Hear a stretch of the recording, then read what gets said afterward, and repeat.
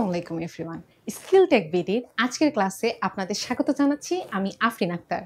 আজকে থেকে আমাদের ইলেকট্রনিক্সের উপর ধারাবাহিকভাবে ক্লাসগুলো শুরু হচ্ছে।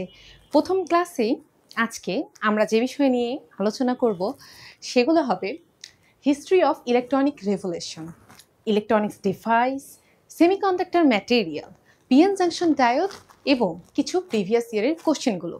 আমরা আজকে ডায়োড সম্পর্কে জানব, ডায়োডের মধ্যে থেকে কিভাবে কারেন্ট প্রবাহিত হয়, ডায়োডের সংক্রান্ত সকল ম্যাথ নিয়ে আলোচনা করব এবং বিগত সালগুলোতে কি কোশ্চেনগুলো এসেছে সেগুলো আমরা সলভ করার চেষ্টা করব। প্রথম আলোচনার টপিক হচ্ছে ইলেকট্রনিক্সের রেভলিউশন। এটাই করতো যে কারেন্টকে একমুখীকরণ করত, ইলেকট্রনের প্রবাহকে একদিকে করে এটা দেখাতো যে কারেন্টকে একভাবে প্রবাহিত করা সম্ভব। হচ্ছে ডিভাইস প্রোগ্রাম। ডিভাইস আসলে কত প্রকার, এখন আসলে সাপ্লাইটা আমাদের কেন দিতে হয়? কারণ এই সকল ডিভাইসের মধ্যে কিছু ব্যারিয়ার ভোল্টেজ থাকে যেগুলো ব্রেক করে এটাকে অপারেট করানোর জন্য বা এই সিগন্যাল